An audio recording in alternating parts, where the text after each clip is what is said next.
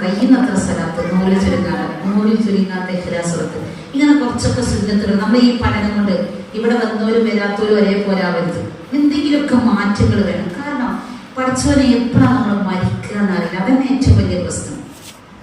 നമ്മൾ വിചാരിക്കണ്ടാവും നമ്മൾ കുറച്ച് പ്രായമായിട്ട് നമ്മൾ അപ്പൊക്കെ ഞാൻ കുറച്ച് ഇങ്ങനെ അടിച്ചു പൊളിച്ച് നടക്കട്ടെ. അതിന് പ്രായമാവാൻ സമയം അവ തരുന്നില്ല. ഇപ്പോ ഉണ്ടോ ഇവിടെ ഉണ്ടോന്ന് അറിയില്ല. ഞങ്ങൾ അപ്പൊ പെട്ടെന്ന് എന്താകുന്നത് അള്ളാഹു തിരിച്ചു വിളിക്കുന്നത്. അപ്പൊ നമ്മളെന്ത് ചെയ്യാം? ഒരുപാട് ഞങ്ങളോട് ഒരുപാട് എപ്പോഴും നിസ്കരിക്കണം, എപ്പോഴും നൽകുന്നത് എന്തെങ്കിലുമൊക്കെ മാറ്റങ്ങള്, എന്തെങ്കിലുമൊക്കെ പ്രവൃത്തികള് നമ്മൾ ഈ ക്ലാസ് കൊണ്ട് അധികം അതിന്റെ ജീവിതത്തിൽ കൊണ്ടുവരണം. അള്ളാഹു തൗഫീഖ് ചെയ്യട്ടെ. കഷ്ടമായ റജബില് ഖളാആയ നിസ്കാരങ്ങൾ കൃത്യമായിട്ട് നമ്മൾ ഖളാ കിട്ടണം. അതുപോലെ തന്നെ നോമ്പുകളൊക്കെ ഖളാആയിട്ട് ഖളാ കിട്ടണം. ഞാൻ പറഞ്ഞിട്ടുണ്ടാവും കഴിഞ്ഞ ക്ലാസ്സിൽ നമ്മുടെ വീട്ടിലൊക്കെ 10, 12, 13 വയസ്സായ കുട്ടികൾക്ക് പ്രായപൂർത്തിയായ കുട്ടികളുണ്ടാവും. ആ കുട്ടികളോട് ഒഴിവുള്ള ദിവസങ്ങളിൽ ഞായറാഴ്ച, വെള്ളിയാഴ്ച, ശനിയാഴ്ച അവരുടെ ഖളാആയ നോമ്പുകൾ 6 7 നോമ്പുകളുണ്ടെങ്കിൽ അത് നോമ്പ് നോറ്റ് പിടിച്ച് ശീലാക്കുക. ഇല്ലെങ്കിൽ നമ്മളാണ് ഉത്തരവാദിത്വം. അവർ നമ്മൾ ചെറുപ്പത്തിൽ ശീലാക്കിയാൽ വലുതിലായാലും അവർ ചെയ്യും. ഇല്ല എങ്കിൽ അവർക്ക് അതിന്റെ ബോധം ഉണ്ടാവില്ല. മദ്രസയിൽ ഉസ്താദുമാർ നോമ്പ് ഖളാആയ വീട്ടിൽ നിന്ന് പഠിപ്പിക്കുകയും ചെയ്യും. അവർക്ക് നോമ്പ് ലഭിച്ചാൽ അദ്ദേഹത്തിന് ഒരു വർഷാകാറ്റി വിളിച്ചെടുത്ത് അവിടെ കുട്ടികളെ നോമ്പ് ലഭിക്കാൻ അവർക്ക് കഴിയൂല. അപ്പൊ അവരെല്ലാം ഉത്തരവാദി നമ്മളാണ് അവരെ നോമ്പ് നോക്കിയിരിക്കേണ്ടത്. അവരെ നിസ്കരിക്കാൻ പഠിപ്പിക്കുന്നത്, നിസ്കാരം കൃത്യമായിട്ട് ഖളാആയിട്ടുണ്ടെങ്കിൽ ഖളാ വീട്ടിയിട്ടെങ്കിലും നിസ്കരിപ്പിക്കേണ്ടത് നമ്മുടെ കടമയാണ്. അല്ലെങ്കിൽ നമുക്ക് ഖബറിൽ കിടക്കാൻ കഴിയുന്ന ആരും വിചാരിക്കേണ്ട.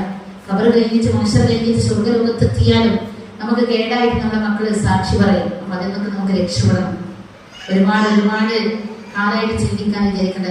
ഇത് ഏറ്റവും കൂടുതൽ പറയാനുള്ളത് നമ്മുടെ ചെറുപ്പകാര്യങ്ങളായ പെൺമക്കളോടാണ്. നിങ്ങളാണ് നമ്മുടെ സമൂഹത്തെ നന്നാക്കാറുള്ളത്. ഈ നാട് നന്നാവണമെങ്കിൽ ഈ ഇരിക്കുന്ന ഉമ്മമാര് നന്നായാൽ മതി. ഇവിടെ നല്ലൊരു മഹല്ലാണെന്നുള്ള പേര് കിട്ടണമെങ്കിൽ നിങ്ങൾ നന്നായാൽ മതി. നിങ്ങളെ പുതിയാപ്പിള എന്ത് കളുടനായാലും കുഴപ്പമില്ല. അയാളെ കൂടി പതുക്കെ നന്നാക്കി എടുക്കാൻ നിങ്ങൾക്ക് കഴിയുള്ളൂ. അല്ലാതെ ഒരു മോട്ടിവേറ്റർക്കോ ഒരു കൗൺസിലർക്കോ മാത്രം സാധ്യമാകുന്നില്ല.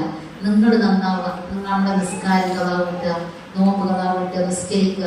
സുബഹിന്റെ മുന്നേ ഒന്ന് എണീച്ച് ദയവ് ചെയ്തിട്ട് ഈ പരിശുദ്ധമായ റജബല്ലേ നമ്മളോട് വന്നത്.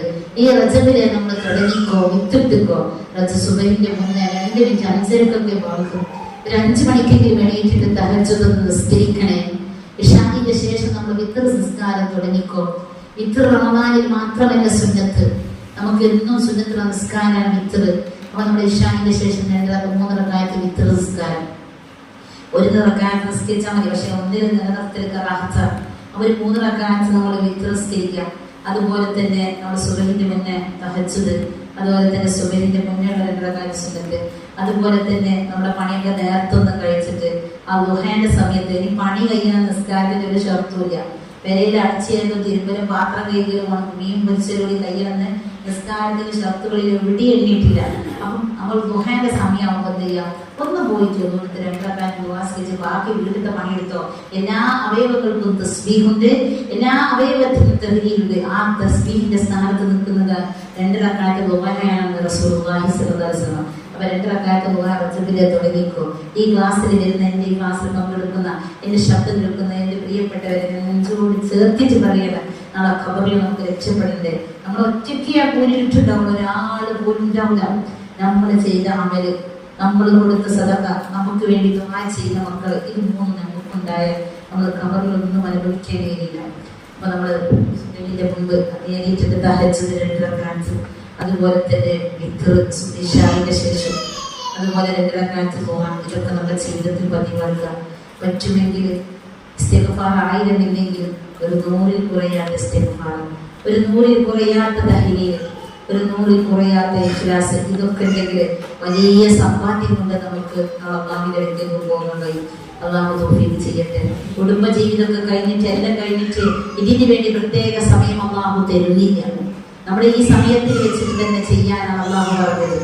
അപ്പൊ നമുക്ക് അല്ലാഹു സുബ്ഹാനഹു വ തആല നല്ലത് ചെയ്യാനും പ്രവർത്തിക്കാനുള്ള സിഹത്തും ആഫിയത്തും ഒക്കെ അല്ലാഹു നൽകുമാറാവട്ടെ ഇൻഷാ അല്ലാഹ്.